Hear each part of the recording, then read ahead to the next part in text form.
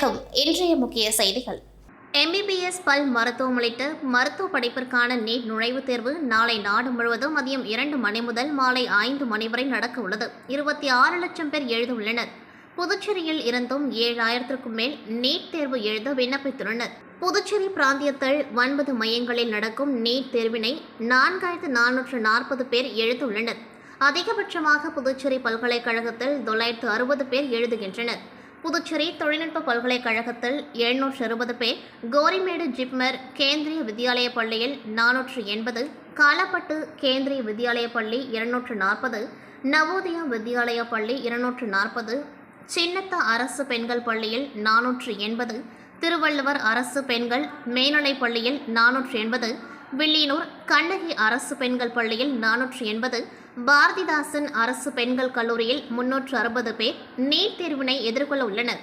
NEET தேர்வினை ஒட்டி பல்வேறு கட்டுப்பாடுகள் விதிக்கப்பட்டுள்ளன. புதுச்சேரி வில்லியனூர் அடுத்த சிவராந்தகம் பகுதியை சேர்ந்தவர் தேவா. இவர் சேலத்தில் உள்ள உணவகத்தில் பரோட்டா மாஸ்டராக பணியாற்றி வந்தார்.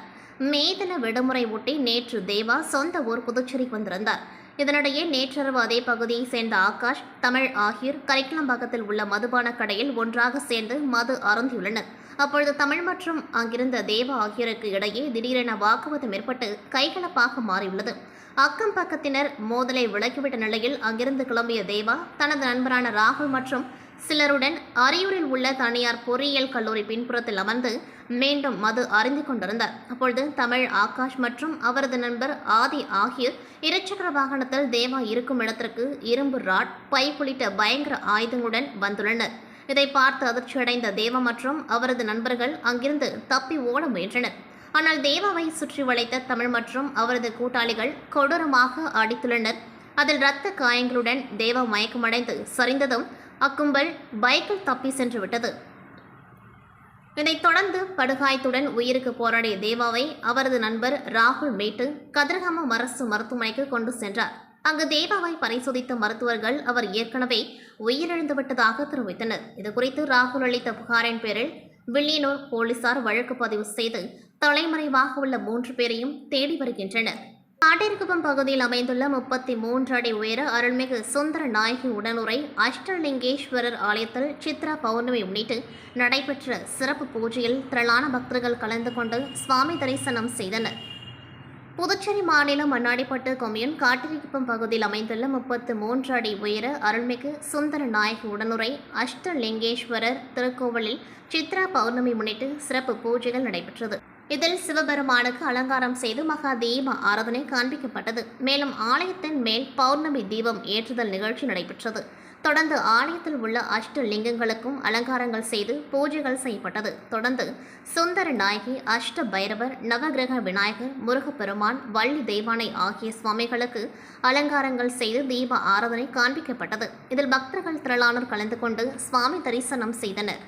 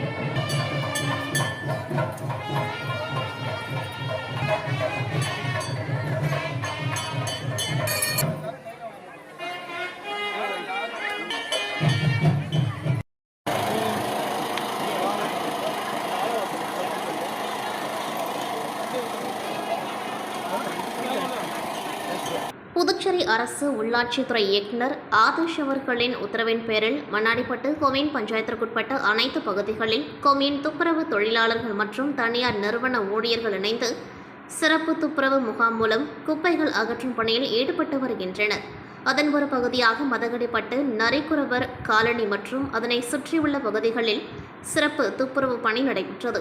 அப்பகுதி மக்களிடம் குப்பைகளை மக்கும் குப்பை, மக்காத குப்பை என்று தரம் பிரித்து கொடுக்க வேண்டியும், குப்பைகளை தெரு ஓரங்களிலோ அல்லது காலி மனைகளிலோ வீசி எறியக்கூடாது எனவும், குப்பையை எடுப்பதற்கான வாகனம் வரும்பொழுது தூய்மை பணியாளர்களிடம் குப்பைகளை கொடுக்க வேண்டும் என்று அறிவுறுத்தப்பட்டது. மேலும் குடிநீர் தேவையான அளவு பயன்படுத்திக் கொள்ளவும், குடிநீர் இணைப்பு வைத்திருப்பவர்கள் குடிநீர் தேவையின்றி வெளியேறாமல் பயன்படுத்தும்படியும் அறிவுறுத்தப்பட்டது. இந்த நிகழ்வினை கொம்யூன் பஞ்சாயத்து ஆணையர் எழில்ராஜன் அனைத்து பகுதிகளில் நடக்கும் துப்புரவு பணியினை பார்வையிட்டார். அப்பொழுது அங்கு பணி செய்த பணியாளர்களை அழைத்து குப்பைகளை போர்க்கால அடிப்படையில் விரைவாக அகற்ற துப்புரவு ஊழியர்களுக்கு உத்தரவிட்டார். அப்பொழுது கிராம மக்கள் மற்றும் ஊழியர்கள் உடன் இருந்தனர்.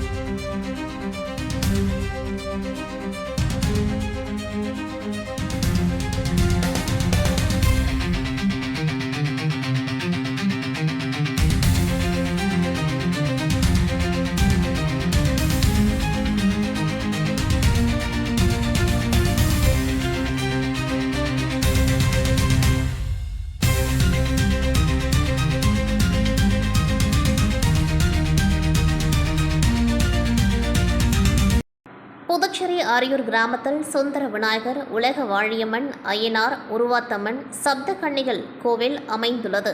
பழமையான கோவிலில் 323ஆம் ஆண்டு தேர் மற்றும் செடல் பிரம்மோற்சவம் கடந்த 23ஆம் தேதி கொடியேற்றத்துடன் துவங்கியது. இதையொட்டி தினமும் காலை மற்றும் இரவு நேரங்களில் அம்மனுக்கு சிறப்பு அபிஷேகம் மற்றும் அலங்கார வீதியுலா நடைபெற்று வந்தது. இதன் முக்கிய நிகழ்வாக உலக வாழியம்மன் திரு தேர் வீதியுலா நடைபெற்றது. இந்த தேரோட்டத்தை முதல்வர் ரங்கசாமி வடம் பிடித்து இழுத்து துவக்கி வைத்தார். இதில் சுற்றுப்புற கிராமங்களைச் சேர்ந்த திரளான பக்தர்கள் பங்கேற்று தேரை வடம் பிடித்து இழுத்தும் செடல் குத்தியும் நேர்த்திக்கடன் செலுத்தி சுவாமி தரிசனம் செய்தனர். இதற்கான ஏற்பாடுகளை அறங்காவல் குழுவினர் மற்றும் கிராம மக்கள் செய்து வருகின்றனர்.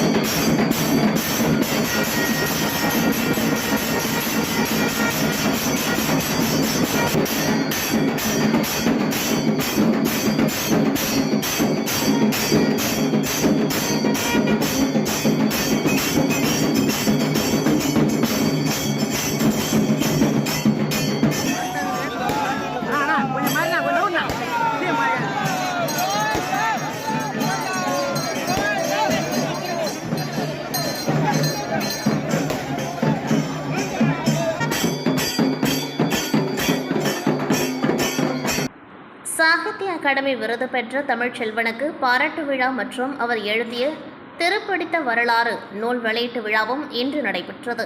மார்க்சிஸ்ட் கம்யூனிஸ்ட் கட்சி அரசியல் தலைமைக்குழு உறுப்பினர் பாலகிருஷ்ணன் சிறப்பு விருந்தினராக நூலை வெளியிட இந்திய கம்யூனிஸ்ட் கட்சியின் செயலாளர் சலீம் பெற்றுக்கொண்டார். தொடர்ந்து செய்தியாளர்களை சந்தித்த பாலகிருஷ்ணன், வணிக சிலிண்டரை தொடர்ந்து கேஸ், டீசல் விலை உயரும் அபாயம் உள்ளதால் மத்திய அரசை கண்டித்தும் போரை நிறுத்த கோரியும் போராட்டம் நடத்தப்படும் என்றார்.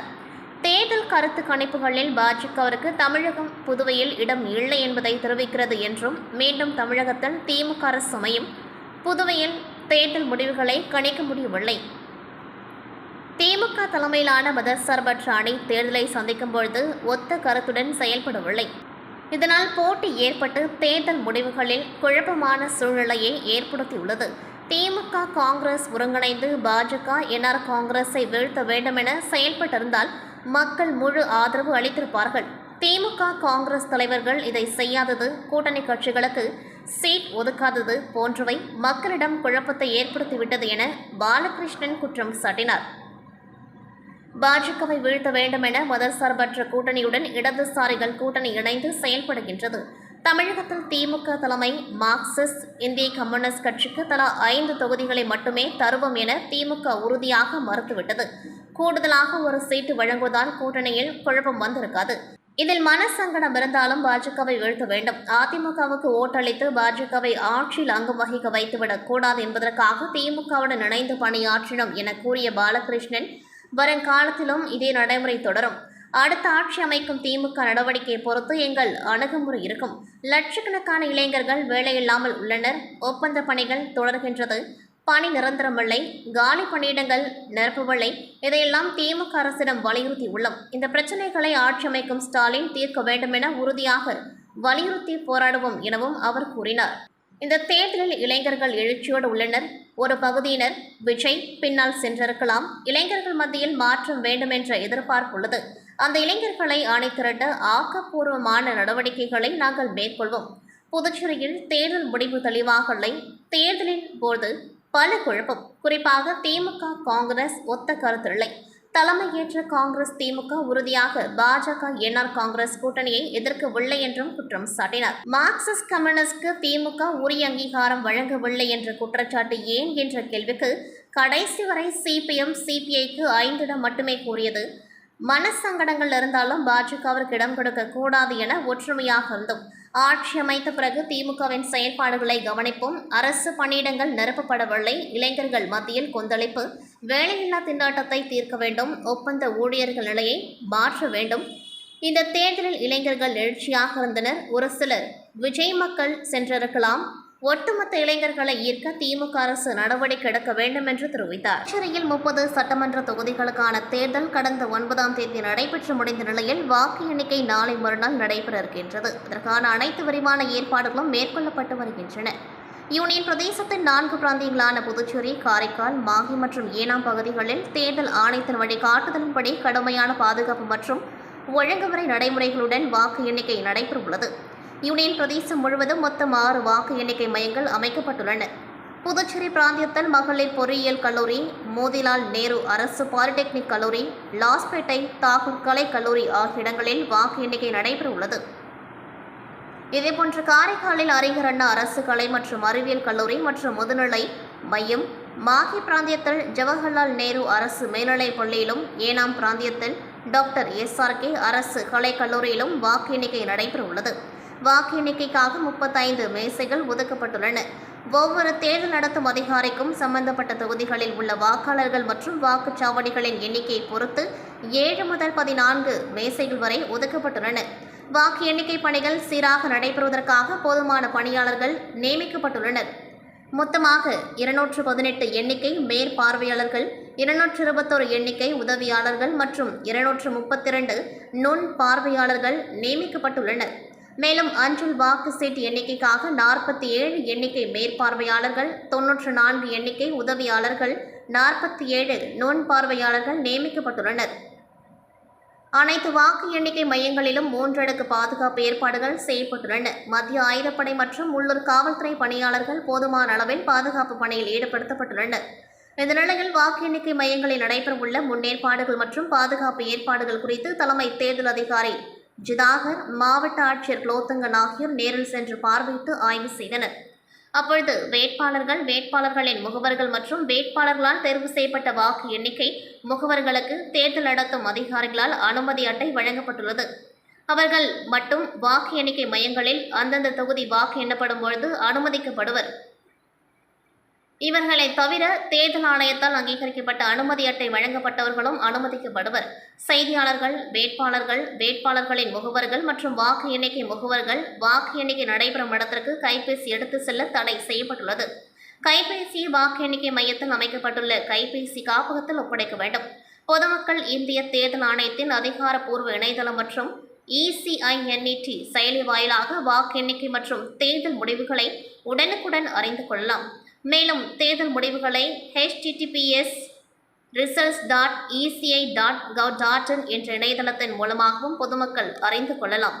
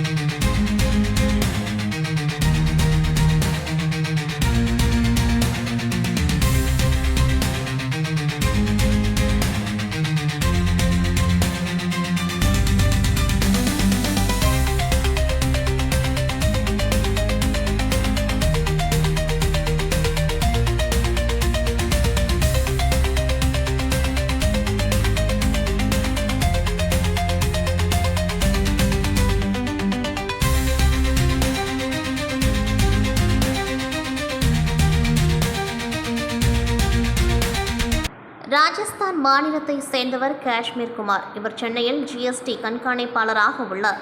இவரது மகள் ஏஞ்சல் காங்கவி. இவர் புதுச்சேரி தனியார் கல்லூரியில் பிபிஏ 2ஆம் ஆண்டு படித்து வருகின்றார். இவர் தற்பொழுது புதுச்சேரி கதிர்காமம் மீனாட்சிப்பேட்டை பகுதியில் வாடகை வீட்டில் தனியாக வசித்து வருகின்றார். கிரிக்கெட் மீது அதீத ஆர்வம் கொண்ட ஏஞ்சல் காங்கவி புதுச்சேரி துத்திப்பட்டில் உள்ள கிரிக்கெட் அகாடமியில் சேர்ந்து விளையாடி வருகின்றார். இதனிடையே T20 போட்டிக்கான வீராங்கனை பட்டியலில் ஏஞ்சல் தேர்வாகவில்லை என கூறப்படுகின்றது. இதனால் மனமுடைந்து மிகவும் சோகத்தில் மூழ்கியிருந்த அவர் பின்னர் இயல்பு நிலைக்கு திரும்பியுள்ளார். மேலும் சமீப காலமாக கிரிக்கெட் விளையாட்டில் போதிய அளவு ஈடுபாடு இல்லாமல் தொடர்ந்து பயிற்சியின் போது தடுமாற்றம் அடைந்துள்ளார். இந்நிலையில் கிரிக்கெட் பயிற்சி முடித்துவிட்டு இரவு வீடு திரும்பிய ஏஞ்சல் காங்கவி சோகத்துடன் இருந்ததாக கூறப்படுகின்றது. பின்னர் ஏஞ்சல் தனது பயிற்சியாளர் கதிர்வேலுக்கு செல்போனில் தொடர்பு கொண்டுள்ளார். ஆனால் அவர் வேலை காரணமாக செல்போனை எடுக்கவில்லை என தெரிகின்றது. நீண்ட நேரம் கழித்து ஏஞ்சலுக்கு பயிற்சியாளர் கதிர்வேல் போன் செய்தபொழுது அவர் அழைப்பை ஏற்காத நிலையில் சிறிது நேரத்துக்கு பின் ஏஞ்சல் வசிக்கும் வீட்டிற்கு வந்துள்ளார். அப்பொழுது வீட்டிலிருந்து மின் விசிறியில் ஏஞ்சல் தூக்கில் தொங்கியபடி கிடந்த நிலையில் உடனடியாக வீட்டின் உரிமையாளர் துரைராஜ் உதவியுடன் கதவை உடைத்து ஏஞ்சலை மீட்டவர் கதிர்காமம் அரசு மருத்துவமனைக்கு கொண்டு சென்றனர்.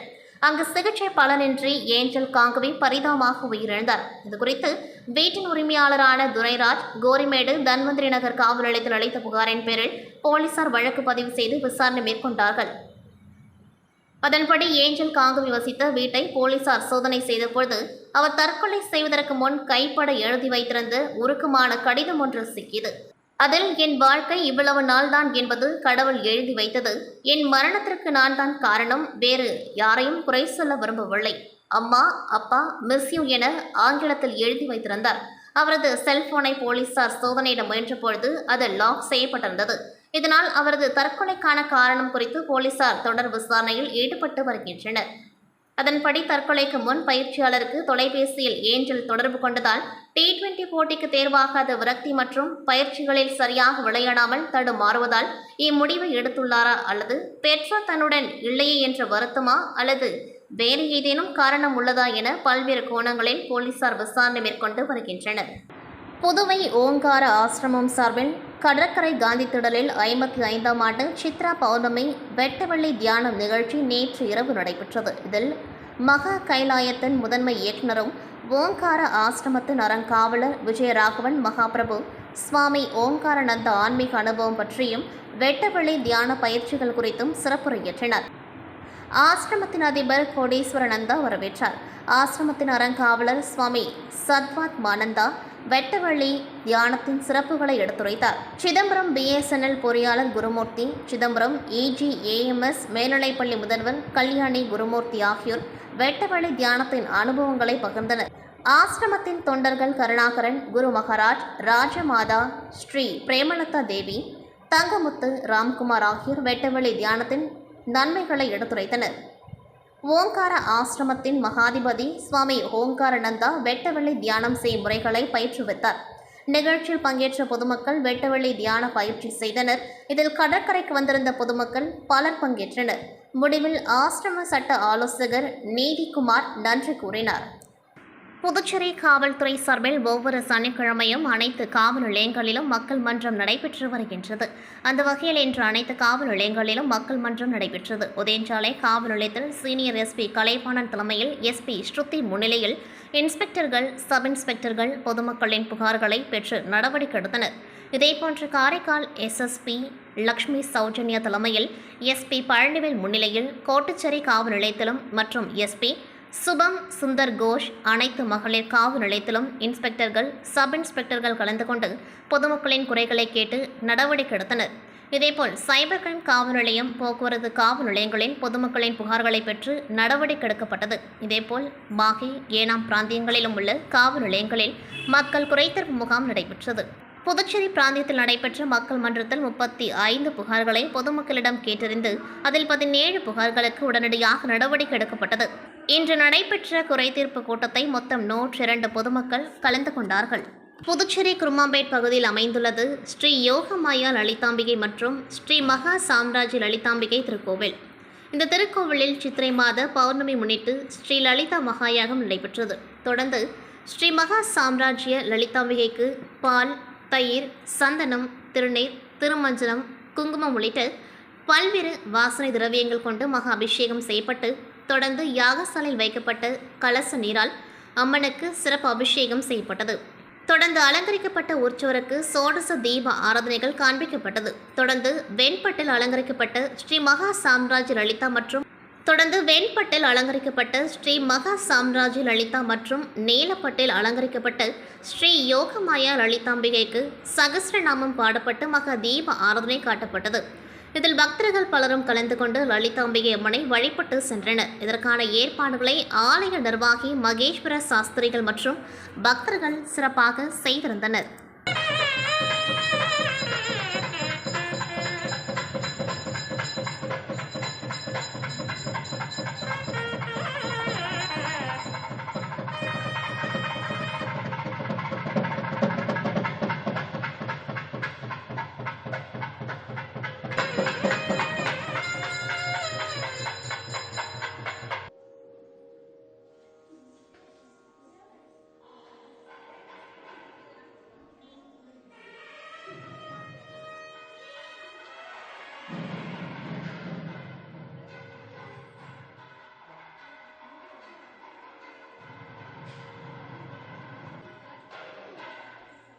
சித்ரா பௌர்ணமி ஒட்டி புதுச்சேரி மகா சமுத்திர ஆரத்தி சேவா சங்கம் சார்பில் சிறப்பு மகா சமுத்திர ஆரத்தி பூஜை கடற்கரை சாலை தலைமை செயலகம் எதிரில் நடைபெற்றது. இதையொட்டி நேற்று மாலை சிவவாத்தியங்கள் முழங்க நிகழ்ச்சி துவங்கியது.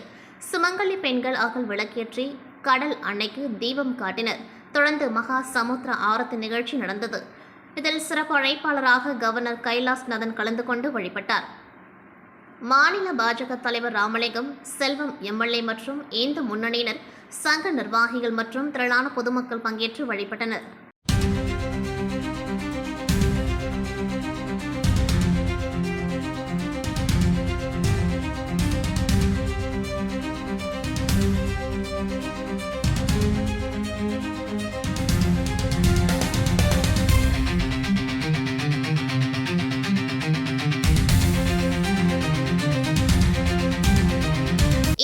செய்திகள் நிறைவடைகின்றது. நன்றி, வணக்கம்.